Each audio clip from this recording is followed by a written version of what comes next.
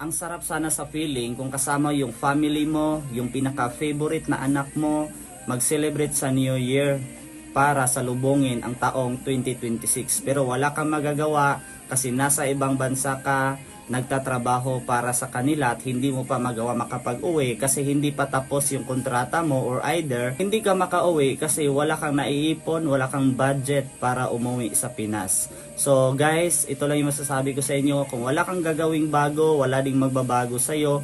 Kung gusto mo na next year makasama mo yung family mo at magkaroon ka ng time and financial freedom, pwede mo simulan yung OBE or Online Business Academy kasi dito po kahit na nasa ibang bansa ka or nasa Pinas ka, pwede ka talagang kikita ng 20 up to 30,000 sa isang buwan.